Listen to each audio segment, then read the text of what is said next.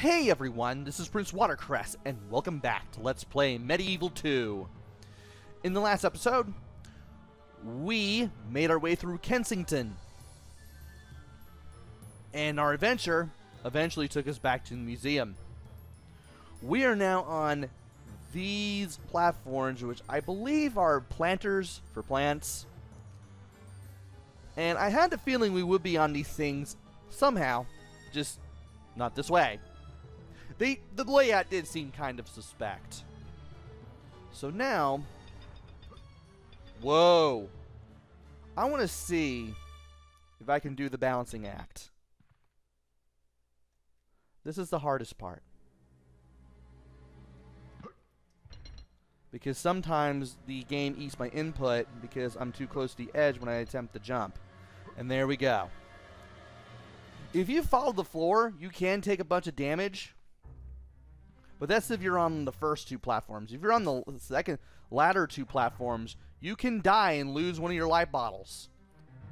Also, the Skiv is here, but he still sells nothing but pistol ammo. I'm going to go ahead and switch to the cane stick, because I'm still going to need it. And as soon as we get on the floor, these coffins open up. And we have 4 of these Anubis Mummies that we have to deal with. And now they're going to start going to work here. These things could leap up to me if I get a little too close. What I want to do is hit these things from a distance with the magic attack. 3 hits from the cane, whether it be from the stab or the power strike, will get rid of an Anubis mummy. I'll probably have to get a little further in close, but not too in close, so that way I know what I'm doing. Oh, you're coming this way. Okay, cool. Fair enough. And they're all the way down there. Thank you, graphical pop-up. Taking care of these things one at a time.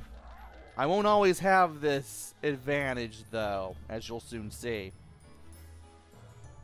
And we now have entrance to the tomb. You can go back to this room, but both of the doors are locked and you cannot open them. So the tomb is the only way to go. Once you enter the tomb, Sir Dan will automatically equip his torch and light it. And then light another torch. There's also a fountain nearby. So yeah, this game is now hinting that you can light torches with the torch. Also, when you have the torch lit, it will eventually go out, but you can always relight it. You can use it as many times as you need to. And I am full on health because I did not take a hit and I did not fall down. Of course, once you go in here, 2 of these coffins will show up. They will open up. How do coffins show up if they're already there? That's my question. And if these things do get in close, stab them. Stab them with axe. Hey, I kind of need you to actually try to fight me and not, you know, just walk around like a common town person. Thank you so much. So now that that's over with, we have an opening that we can go through. There is an opening in here, but you can't do anything with it. So let's just go ahead and enter this doorway here. And can I light anything else? I hope I can. It'd be nice. No? Well, okay.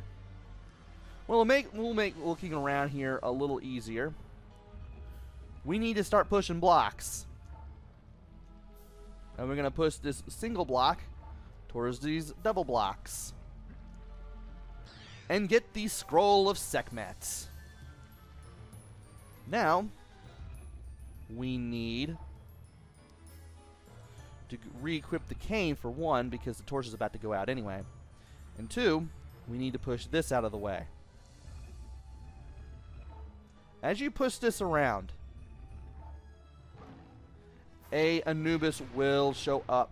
Really, I was that close to it, and I still got hit because of it. Yikes. I really need to defend more. An Anubis will show up. And thankful, I do want the cane around to defeat it. And in case you're pushing something and you suddenly stop pushing something, use another direction on the control pad. Thankfully, you just have to press 1. It won't be that difficult to deal with. And we all now have the Tablet of Horus. Had to check the inventory to make sure what that was. So, in case you suddenly stop, you need not rotate the camera unless you absolutely want to. You can just switch to another nearby direction on the camera. And I saw you this time, buddy.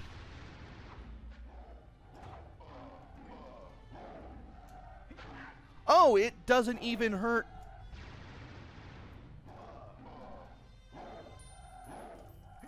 Wow.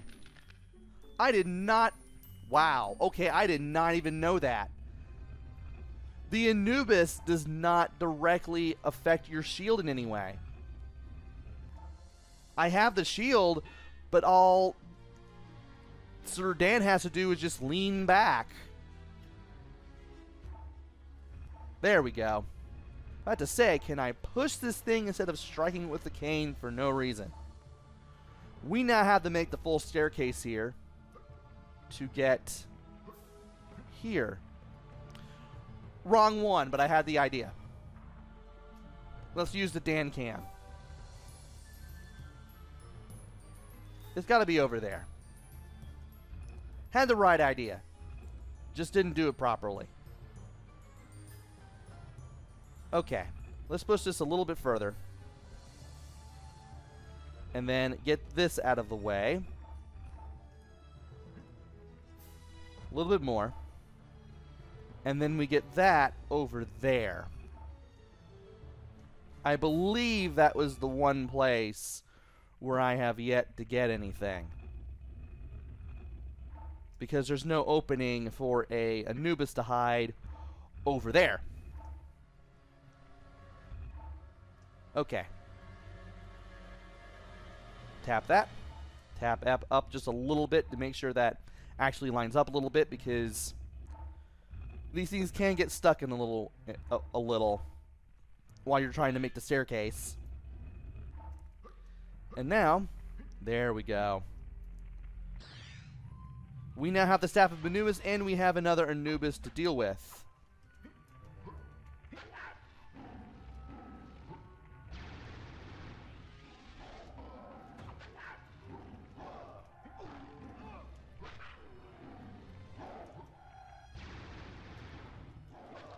There we go. Had to concentrate there, but thankfully I was able to do that without losing a life bottle. And now that that's taken care of... Oh! There's a hand over here. I guess you will have to return over here after all. Spoiler alert, there is a thing with the hand that you can do to access tiny little nooks and crannies like the one in this wall, but we won't get it for some time yet. So let's not worry about that for now. Instead, we just need to go through here, and we don't necessarily need the torches for this, so we can just go right through here, and we can plant the 3 items that we need here. I believe the Scroll of Sekhmet goes here. You just have to experiment with items to see what gets placed where. And directly across from where we entered, we use the Staff of Anubis, because this is an Anubis statue. Basically, match the item with the statue that represents it. And here is Horus.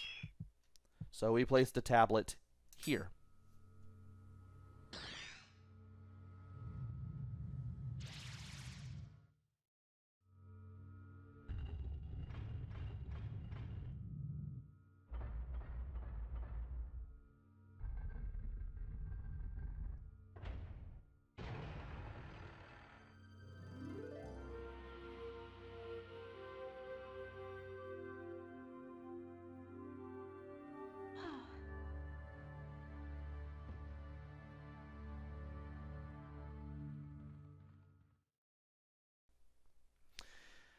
And we have now found a mummy. We will have to take the mummy to the professor's lab. And we have a couple things that we can do. We can see what the next area is. We can learn more about the plot, and we can also return that chalice that we got in Kensington. Try the Hammer of Thor. You're sure to have a smashing time. And we now have the Hammer of Thor, also known as the Hammer. This makes a nice little return from MediEvil 1. Hold square. Do that. You even have the little waves of energy that can knock enemies back and even hurt them. Notice that you cannot smash the hands. As I said before, there is something you can do with them later. Anyway, I'm going to go back to the short story here and go ahead and talk with the professor. Fortescue, you made it! Excellent! The energy you've collected has given us power of a sort, and that's not all you've brought back, I see. I don't normally approve of any old waif or stray, but when they're as pretty as this one, I think we could make exceptions. Sorry. Well, tell me, did you find anything useful on your journey? A what?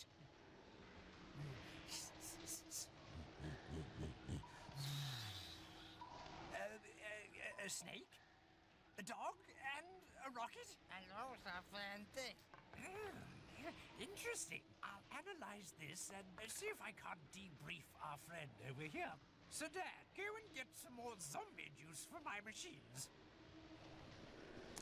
I find it interesting that we get a shot of the mummy's butt as soon as the professor says debrief. 90s! So we have now found a mummy. We also have some idea of what we're up against. We have a snake man and a dog man who have a flying machine who are up to no good in London. We also have a hammer. I may be utilizing that in the near future. And we also have a place that we need to go next, but that will have to wait until the next video. Join me next time where we explore more of London and see what exactly is going on. Until then, this is PrinceWatercress. Take care, stay safe, and thanks for watching!